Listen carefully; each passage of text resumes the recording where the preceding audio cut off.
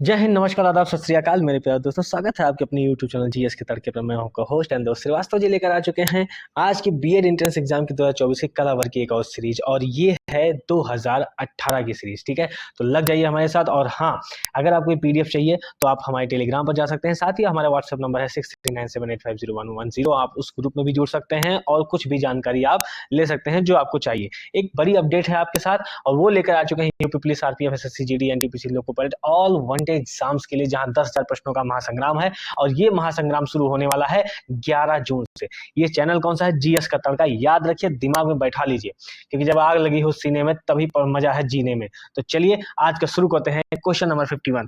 भारत का संविधान अंगीकृत हुआ था 26 नवंबर 1949 को, 15 अगस्त 1947 को, 15 अगस्त 1950 को, या 26 जनवरी 1950 को। तो भारत का संविधान देखिए अंगीकृत कब हुआ था? ये अंगीकृत हुआ था, ऑप्शन नंबर है, 26 नवंबर 1949 को। कब हुआ था? 26 नवंबर 1949 को। और उस समय 15 अनुच्छेद जो है वो लागू कर दिए गए थे। कितने अनुच्छेद? 15 अनुच्छेद उस समय ही लागू कर दिए गए थे। पर इसको, हमारे संविधान को लागू किया गया था मेन रूप से वो 26 जनवरी 1950 को। अच्छा, जब 26 नवंबर 1949 को बनके तैयार हो चुका है, अंगीकृत कर लियो, तो फिर क्यों नहीं लागू किया? कारण ये था कि एक टाइम था कि 26 जनवरी 1930, क्या उस टाइम था? 26 जनवरी 1930, और आईएनसी यानी इंडियन नेशनल कांग्रेस, भारतीय राष्ट्रीय कांग्रेस का लाहौर अधिवेशन चल रहा था, जिसकी अध्यक्षता कर रहे थे पंडित जवाहरलाल नेहरू। ठीक है ना?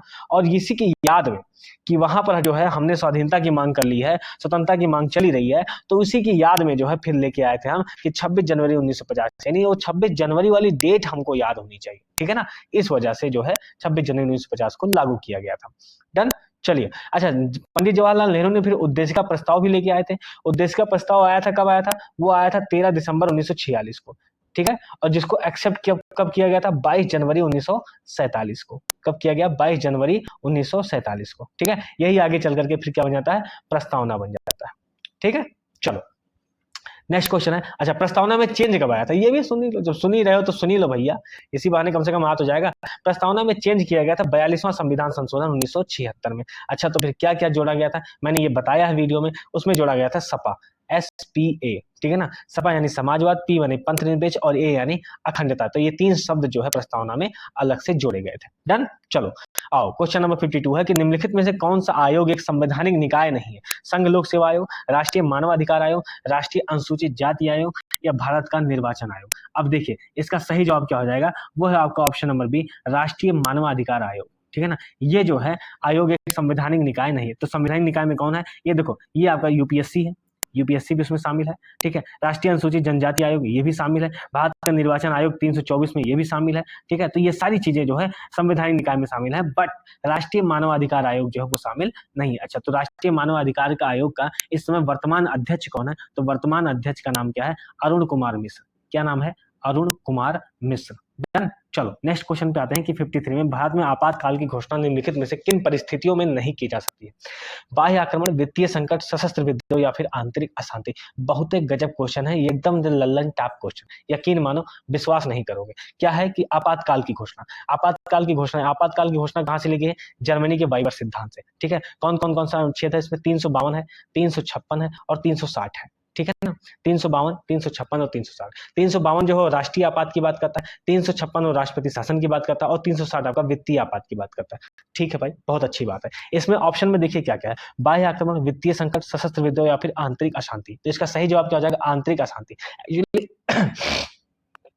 एक्चुअली हुआ क्या था, समझो इस बात को। यहां पर क्या किया गया कि आंतरिक अशांति पहले जुड़ा हुआ था, लेकिन आंतरिक अशांति को हटा करके फिर क्या रख दिया गया? सशस्त्र विद्रोह शब्द को रखा गया, सशस्त्र विद्रोह शब्द को रखा गया। और इसी बहाने जो है आप 356 जो है आसानी से उसमें लगा सकते हो। कहां पर? राज्यों में ये बोल दिया कि सशस्त्र विद्रोह हो रहा है। ठीक है, तो वहां पर जैसे आंतरिक अशांति बोलेंगे तो आप तुरंत आपातकाल लगाने में दिक्कत हो जाएगी।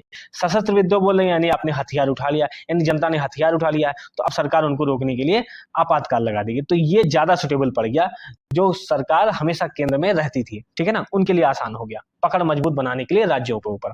ठीक है, चलो वित्तीय आपात 360 अभी तक कहीं बार लगा नहीं। अच्छा ठीक है, एक तो भाई चलो नेक्स्ट क्वेश्चन रहेगा कि व्यवस्थापिका के उच्च सदन के सदस्यों का कार्यकाल 6 वर्ष का होता है। भारत और फ्रांस या फिर ब्रिटेन में। क्वेश्चन नंबर 54 का सही जवाब क्या हो जाएगा? भारत और फ्रांस में जो है उच्च सदन यानी राज्यसभा के सदस्यों का कार्यकाल कितना हो जाएगा? वो आपका 6 वर्ष हो जाएगा। ठीक है, तो अनुच्छेद 80 में राज्यसभा के बारे में दिया गया है। कैसे याद रखना है अनुच्छेद 80? ऐसे देखो, सरल सरल सरल 79, 80 और 81। ठीक है ना। देखो ये सा से संसद हो गया अनुच्छेद 79 में, रा से राज्यसभा अनुच्छेद 80 में, लोकसभा अनुच्छेद 81 में। डन हो गया। चलो अब समझो, राज्यसभा अनुच्छेद 80, इसमें यह भी कहा गया कि देखो प्रत्येक 2 वर्ष पर क्या होगा? 1/3 सदस्य जो है वो अवकाश ग्रहण करेंगे। ठीक है, और सदस्यों का कार्यकाल कितना रहेगा? वो 6 वर्ष का रहेगा। डन हो गया। चलो नेक्स्ट क्वेश्चन है 55 कि भारत के निर्वाचन आयोग निम्न में से किसका चुनाव संपादित नहीं करता है? राष्ट्रपति, उपराष्ट्रपति, पंचायत या फिर संसद सदस्य। तो भारत का चुनाव आयोग जो है किसका चुनाव संपादित नहीं करेगा? वो करता है पंचायत का। तो पंचायत का चुनाव फिर कौन करता है बाबू भैया?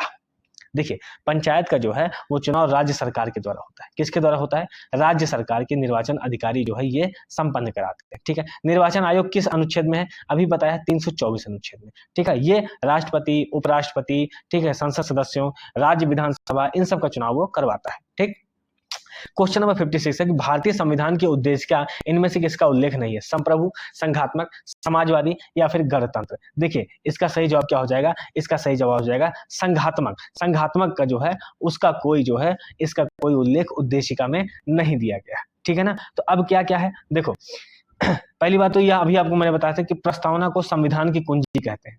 क्या कहते हैं? संविधान की कुंजी। ये वही उद्देशिका है जिसको पंडित जवाहरलाल नेहरू ने अभी दिया था। कब दिया था? वो दिया था आपका दिसंबर 1946 में। उसके बाद फिर उसको कब एक्सेप्ट किया गया? वो एक्सेप्ट किया गया है आपका 22 जनवरी 1947 को। बताया ही था मैंने। और उसमें क्या क्या जोड़ा गया था? 42वां संविधान संशोधन 1976 के तहत सपा SPA यानी कि समाजवाद, पंथ निरपेक्ष और अखंडता उसमें जोड़ी गई थी।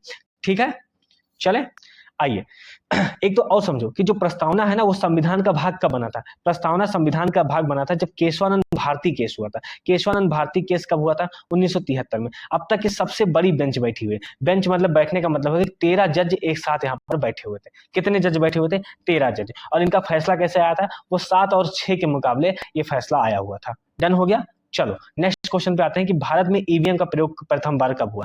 1995, 1996, 1997 और 1998 में। देखो भारत में ईवीएम का प्रयोग जो है वो शुरू हुआ था 1998 के राज्य विधानसभा चुनाव में। ठीक है ना, ईवीएम का प्रयोग हुआ था। ठीक है, कुछ राज्यों में जैसे मध्य प्रदेश में, राजस्थान, दिल्ली में, यहाँ पर जो है वो ईवीएम का प्रयोग शुरू हुआ था। चलिए क्वेश्चन नंबर 58 है कि शुद्ध वर्तनी वाले शब्दों को पहचानिए। भैया थोड़ा लाइक से सब्सक्राइब भी कर दिया करो। आज खाली कनवा से सुन के एक ठेठी से सुनो और दूसरे से निकाल के किनारे कह दो। इन आए कि लल के बटनों पर दिख दें टिक मार दी। चलो शुद्ध वर्तनी वाले शब्दों को पहचानिए। लहूलुहान, लोहू लोहान या फिर लहू लुहान। फिर क्वेश्चन नंबर 58 का सही जवाब क्या हो जाएगा? इसका सही जवाब है आपका ऑप्शन नंबर डी, लहू लुहान। यही एक सही शब्द है। ठीक है, ठीक। चलिए नेक्स्ट क्वेश्चन है कि हिमतनया में कौन सा समास है? द्विगु समास, बहुब्रीहि समास, तत्पुरुष समास या फिर द्वंद्व समास। देखिए हिमतनया में कौन सा समास है? क्वेश्चन नंबर 59 का बी है बहुब्रीहि समास। कौन सा समास है? बहुब्रीहि समास। ठीक है ना, मैंने पहले बताया है कि जब दोनों पद प्रधान ना हो और उनसे तीसरा अर्थ निकल आए तो फिर वो क्या हो जाता है? बहुब्रीहि हो जाता है। ठीक है ना, हिमतनया यानी हिम की तनया। हिमतनया मतलब हिम की तनया, तो हिम की पुत्री। अब हिम की पुत्री यानी कौन हो जाएगा? वो हो जाती हैं पार्वती जी। तो यहाँ पर क्या हो जाएगा? ये तीसरा पद प्रधान हो गया, तो पार्वती जो है वो तीसरा आ गया, इसलिए बहुब्रीहि समास। आंखों का काजल चुराने का अर्थ क्या है? कि काजल की सफाई से चोरी करना, काजल का व्यापार करना या आंखों से प्यार का प्रस्ताव करना। क्वेश्चन नंबर 60 का सही जवाब क्या हो जाएगा? यह ऑप्शन नंबर बी कि सफाई से चोरी करना, आंख का काजल चुराना, यानी इतना ध्यान से कि आपको पता ही ना चले। चलो दुस्तर शब्द का तात्पर्य क्या है? जो अच्छे स्तर का ना हो, जिससे भेदना कठिन हो, जिसे पार जाना कठिन हो या दोहरे स्तर वाला। तो 61 का सही जवाब क्या हो जाएगा? जिसे पार जाना कठिन हो वो क्या कहलाता है? दुस्तर कहलाता है।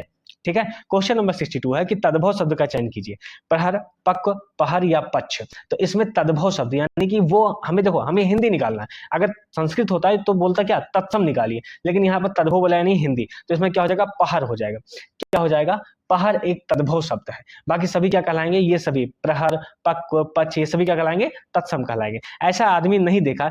इस वाक्य में ऐसा शब्द क्या है? सर्वनाम, संज्ञा, अव्यय या फिर सार्वनामिक विशेषण। देखो ऐसा जो है वो क्या कहलाएगा? सार्वनामिक विशेषण। अच्छा, तो सार्वनामिक विशेषण कौन कौन से? जैसे वह, कौन, यह, क्या, ये सभी क्या कहलाएंगे? ये सभी सार्वनामिक विशेषण है। ठीक है ना, समझ में आ गया। चलो नेक्स्ट क्वेश्चन है कि दान की बछिया के दांत नहीं देखे जाते, लोकोक्ति का अर्थ बताइए। दान की बछिया सहज स्वीकार करनी चाहिए, मुफ्त की वस्तु के गुण अवगुण नहीं देखे जाते, दान की वस्तु का मूल्य नहीं पूछा जाता, या दांत देखकर पशु की उम्र ज्ञात हो जाती है। इसका सही जवाब है कि मुफ्त की वस्तु के अवगुण और गुण नहीं देखे जाते, यानी गुण और अवगुण नहीं देखे जाते। जैसे होता ना कि फ्री का रोटी अगर कहीं से मिल रहा है तो चुपचाप खा लो, ही ना कहो भैया रोटी कच्ची है कि कड़ी है कि ऐसा है कि वैसा है, तो हेन तेन लालटेन दिया बत्ती अगरबत्ती बिल्कुल नहीं होनी चाहिए। ठीक है ना, थोड़ा सा लाइक से सब्सक्राइब भी कर दिया करो मालिक।